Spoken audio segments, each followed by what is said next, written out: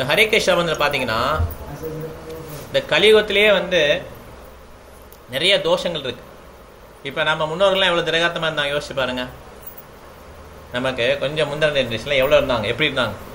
இப்போ இந்த ஜென்ரேஷன் ரொம்ப சீக்கிரமாக வியாதி வந்தது, உடல்லாம் தளர்ச்சி ஆகிடுது, வேகமான வேலைகள் வேகமாக அங்கேயும் போயிட்டு வருது. அப்புறம் பார்த்தீங்கன்னா சீக்கிரமாக முடியல் நரைச்சிருது.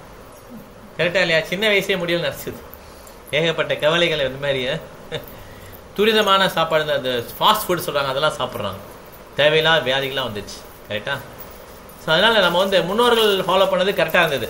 நம்ம இந்த காலத்தில் ஃபாலோ பண்ணது எப்படி இருக்கு? சரியா இல்லை. வாழ்க்கை முறை சேதமாயிடுச்சு. ஓகே, அதனால் இனிமேல் ஃபுல்லாக நம்ம சேஞ்ச் பண்ண முடியாது வாழ்க்கையை.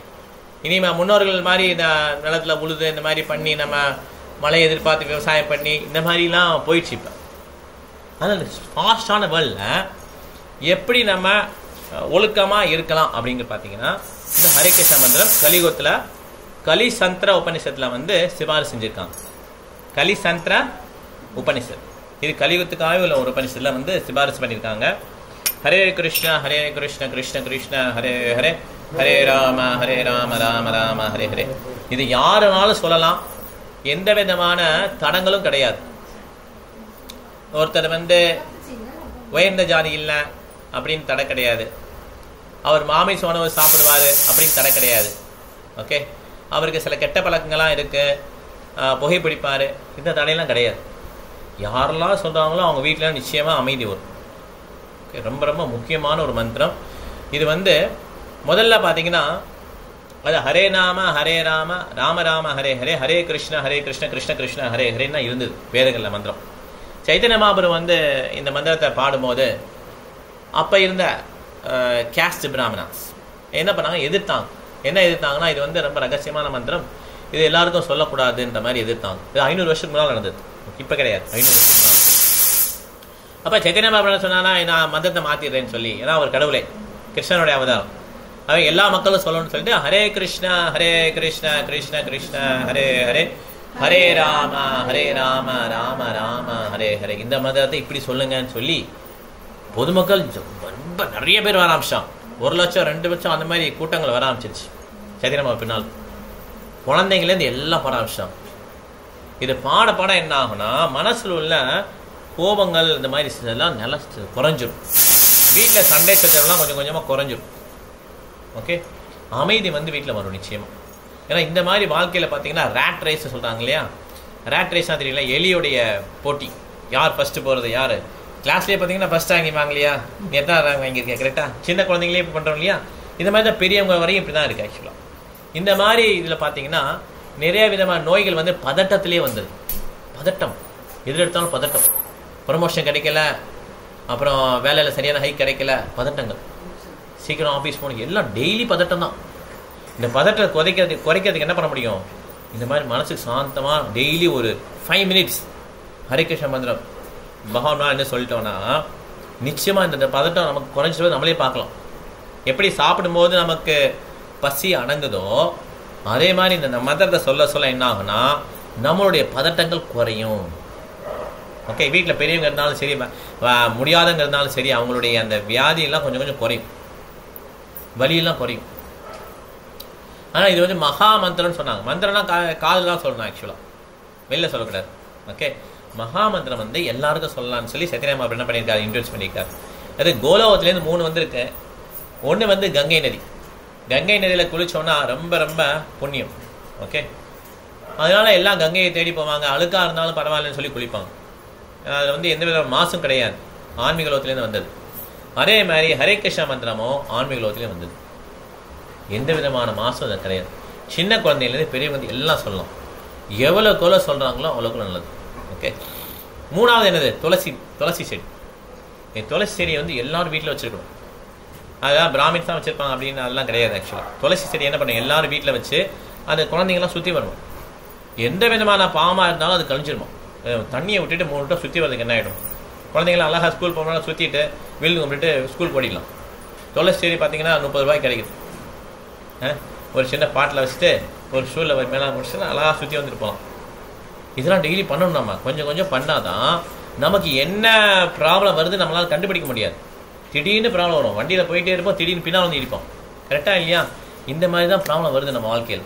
அதனால் நமக்கு என்ன ப்ராப்ளம் வருது நமக்கு தெரியாது. ஆனால் சொல்யூஷன் கொடுத்துட்டான். சொல்யூஷன் என்னது? இந்த மாதிரி ஆன்மீக கொஞ்சம் கொஞ்சம் கடைப்பிடிச்சிக்கணும் வீட்டில். இது நம்ம முடியாதுலாம் கிடையாது. ஆக்சுவலாக நம்மளால் முடியக்கூடியதான். இது நம்ம துளசி வச்சுக்கலாம், ஹரிகிருஷ்ணா சொல்லலாம், இதெல்லாம் நம்மளால் முடியும். குழந்தைங்களாம் சேர்ந்து ஒரு இடம் ஹரிகிருஷ்ணா பாடலாம். இதெல்லாம் பாடினாங்கன்னா வீட்டில் வந்து என்ன ஆகிடும்? அமைதி திரும்பும். இல்லைன்னா ஒரே சண்டையாக தான் இருக்கும். ஏன்னா கலியுகத்தில் வந்து ப்ரிடிக்ட் பண்ணிட்டாங்க எப்படி கலியுகம்னு சொல்லிட்டு. ஓகே, கேஸை வந்து ரொம்ப நீளமாக வச்சு தான் அழகுன்னு நினைப்பாங்க. ஓகே, நிறைய முடி வச்சுருக்கணும் அந்த மாதிரி.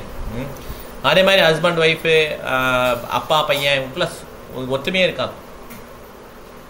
இதுதான் கலியுகத்துடைய பிரபாவம்னு சொல்லி அப்பயே ப்ரெடிக்ட் பண்ணிட்டாங்க. 5000 வருஷத்துக்கு முன்னாலே எழுதிட்டாங்க இப்படி தான் இருக்குன்னு சொல்லிட்டு. கோர்ட் கேஸில் தான் போய் நிற்குமா, அது மாதிரி நடக்குது. கரெக்டு. அதனால் இது அமைதின்னு பார்த்தீங்கன்னா கலே தோச நிதேராஜன் அஸ்தி கேக்கோ மகான் குணா கீர்த்தனா தேவை கிருஷ்ணஷ்ய முக்த சங்க பரமஜே. ஒரே நல்ல காரியம் பார்த்தீங்கன்னா இந்த ஹரே கிருஷ்ணா மந்திரம் சொல்கிறது தான் நல்ல காரியம். அதனால் தேவர்களும் என்ன பண்ணுவாங்களாம், டெமிகாட்ஸ் கூட இங்கே வந்து பறக்கணும்னு நினைப்பாங்க. இங்கே வந்து பறந்தோம்னா இந்த மாதிரி ஹரே கிருஷ்ணா மந்திரம் சொல்லலாம், நமக்கு ஒரு நல்ல வழி கிடைக்குன்னு சொல்லி டெமிகாட்ஸ் இந்திரன் சந்திரன் அவங்களாம் வந்து இங்கே பறப்பாங்க. ஸோ அந்த மாதிரி ஒரு விசேஷமானது. நம்ம இதுதானே அப்படின்னு சொல்லி விட்டுறக்கூடாது. போட்டை ஃபெமிலியாரிட்டியாக இருந்தக்கூடாது. ஃபெமிலியாரிட்டி புரியுதுங்களா? ஏற்கனவே எனக்கு தான் தெரியுமே, அதுதான் எனக்கு தெரியுமே, அப்படி இருக்கவே கூடாது. நம்ம எப்படி இருக்கணும்? கிச்சன் பிடிச்சிக்கணும். ஓகே, ஃபெமிலியர் ஆகக்கூடாது.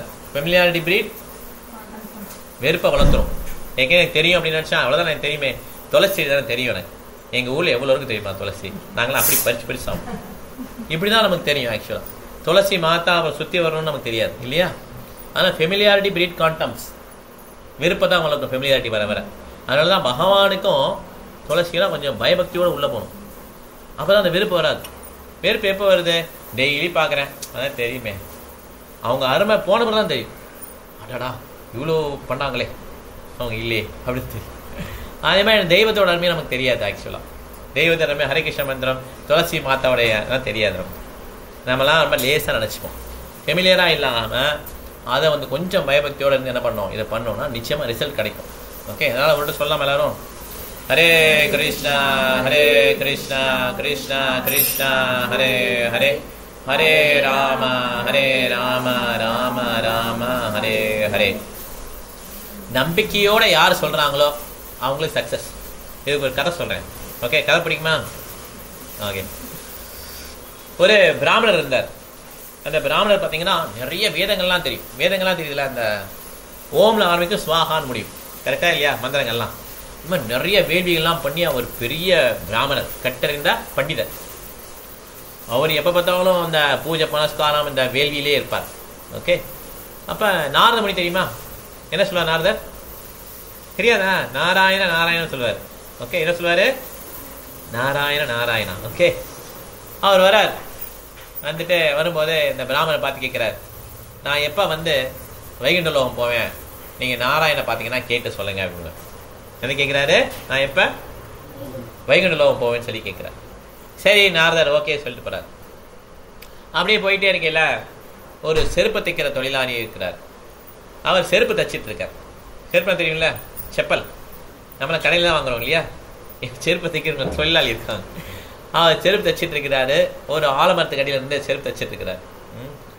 அப்போ நாரதரை பார்த்து அவரும் நாரதருக்கு வணக்கம்லாம் சொல்லிட்டு உட்கார சொல்லிட்டு, நாரதரே நீங்கள் நாராயண தரிசிக்க போகிறீங்க தெரியும், அவரை தரிசிக்கும் போது என்னை பற்றி கொஞ்சம் நான் வச்சுக்கோங்க, எனக்கு எப்போ வைகுண்ட பதவி கிடைக்கும்னு சொல்லி கேட்டு சொல்லுங்க அப்படின்னு சொல்லி சொல்கிறார். ரெண்டுமே நோட் பண்ணிக்கிறார் நாரதர். ஓகே, நேரம் அவர் எல்லாத்தையும் முடிச்சுட்டு வைகுண்ட லோகம் போகிறார். நாராயண தரிசனம் பண்ணிட்டு அப்போ வந்து அவர்கிட்ட கேட்குறார், இந்த மாதிரி 2 பேரை மீட் பண்ணேன் பூலோகத்தில். ஒருத்தர் வந்து பிராமணர், கட்டறிந்த பிராமணர், அவர் வந்து எப்போ வைகுலோகம் கிடைக்கும்னு சொல்லி கேட்டார். அதே மாதிரி செருப்பு தைக்கிறோம் அதே கேள்வி கேட்டார் அப்படின்னு சொல்லி சொல்கிறார். உடனே நாராயணன் சொல்கிறாரு, இந்த செருப்பு தைக்கிறவர் வந்து உடனே வந்துடுவார். ஓகே, ஆனால் இந்த பிராமணர் எப்போ வருவான்னு எனக்கே தெரியாது. நாரதருக்கு ரொம்ப ஆச்சரியம், எப்படி இது அப்படின்னு சொல்லி. ஏன்னா பிராமணர் நிறைய விசேஷமாக நிறைய விஷயங்கள்லாம் தெரியும், வேதங்கள்லாம் ஓதுறாரு, இதெல்லாம் பண்ணுறாரு. அவருக்கு ஒன்றும் இல்லைன்றீங்க. இவர் செருப்பு தைக்கிறார், செருப்பு தான் தைச்சிட்டு இருக்கார், இவருக்கு எப்படி அப்படின்னு சொல்லி கேட்குறார்.